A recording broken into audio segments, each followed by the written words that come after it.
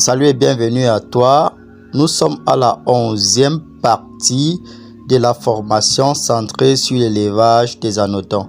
Aujourd'hui, nous allons présenter et répondre à la question pourquoi nous utilisons le même substrat mais nous avons des résultats différents. C'est la réponse à cette question qui fera l'objet de notre présentation d'aujourd'hui. Alors, comme premier facteur qui change ou bien qui modifie notre rendement, nous avons le facteur température, nous avons le facteur local, le choix du site, et nous avons l'entretien du bac et les astuces qui vont avec. Alors, pour pallier à ce changement de production, alors que nous utilisons tous le même substrat, nous avons décidé d'introduire un nouvel élément appelé thermomètre. Regardez par exemple cette production où nous avons fait avec l'aliment de porc et le manioc.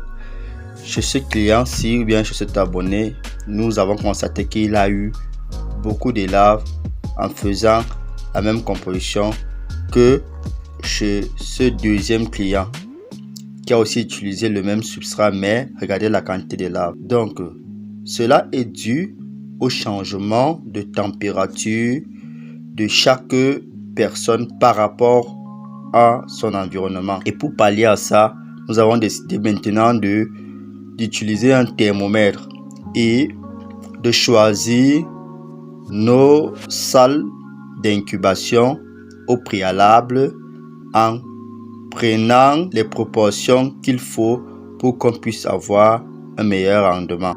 Quand nous parlons de proportions, nous faisons allusion au choix de la salle, au choix du site. Maintenant, nous allons faire notre élevage un peu comme quand nous voulons élaborer une salle pour les champignons à une certaine température. Regardons par exemple, nous allons commencer à utiliser ce type de thermomètre qui va nous permettre d'avoir la température à laquelle nous allons travailler et nous allons produire avec notre bac. En ce qui concerne aussi le choix de la salle, nous avons eu l'habitude de faire notre élevage parfois à l'air libre ou encore sur un hangar avec des tôles, et cela modifie considérablement la production d'un individu à un autre. Aussi, comme astuce, nous avons par exemple l'astuce de stérilisation des mesocarpes qui consiste à les laver au préalable avant les incubations, ou alors nous allons nous retrouver avec les asticots au niveau du bac.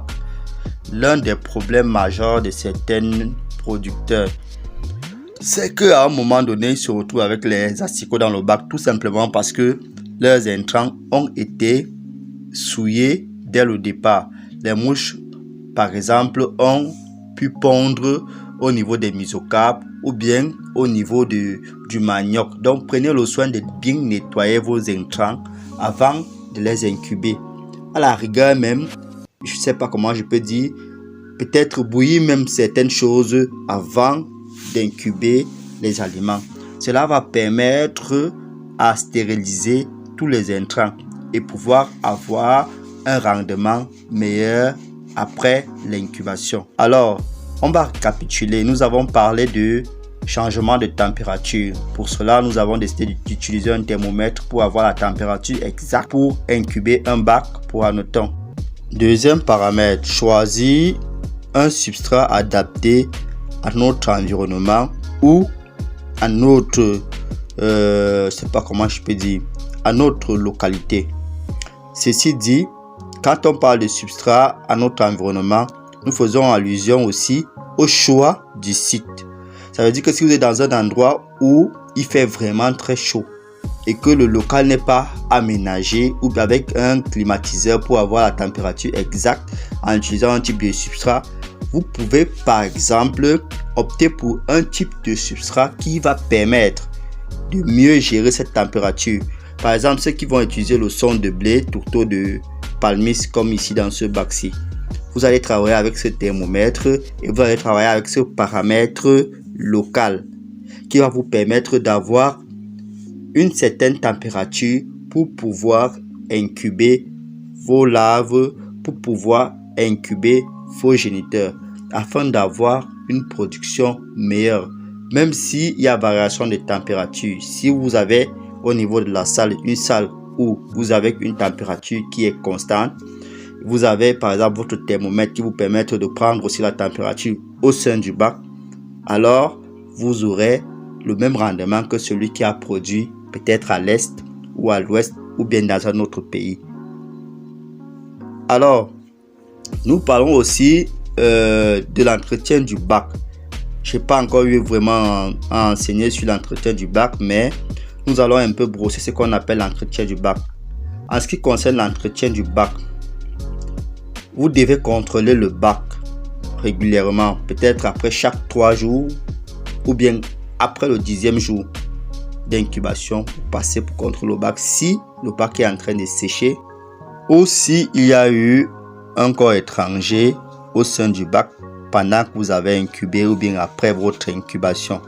Cela va vous permettre déjà, avec les paramètres qui vous montrent comment reconnaître un bac qui va donner après 10 jours, vous pouvez déjà voir comment est-ce que vous pouvez pallier à certains phénomènes, peut-être les phénomènes de transpiration ou les phénomènes comme par exemple la ponte des œufs de mouche sur le bac, ou encore les phénomènes comme l'inondation de l'eau au sein du bac.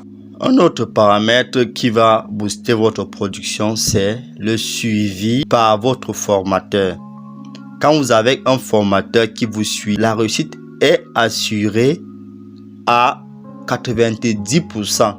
Pourquoi? Parce que à chaque fois que vous aurez affaire à un phénomène que vous ne comprenez pas, il sera toujours là pour vous dire voilà, tu devras faire comme ceci pour avoir ce résultat-ci. Tu as plutôt mal placé ceci quand tu as commencé ton incubation, ou alors tu as utilisé une moustiquaire qui n'était pas adaptée pour ce type d'incubation.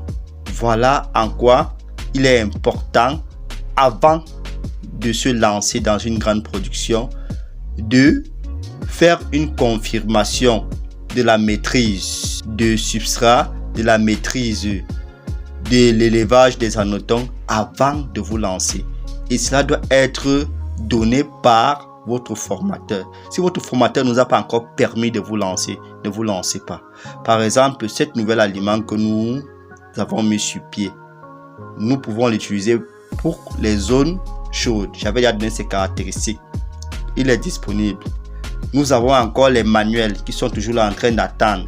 Les gens ne prennent pas les manuels. Alors, pour répondre à la question, que faire de notre première production? Pour toute personne qui voudrait aller loin dans la production des anotons, d'abord, sa première production, ça peut être 2 bacs ou 3 bacs, va permettre à ce qu'il ait ses propres géniteurs. Dans la première production, il incube. Nous voyons comment cet abonné a utilisé sa première production pour avoir ses géniteurs. Pour une personne qui voudrait produire à grande échelle, la première chose à faire, c'est d'avoir ses propres géniteurs vierges. Donc, quand il a sa production, il fait la composition pour avoir ses propres géniteurs.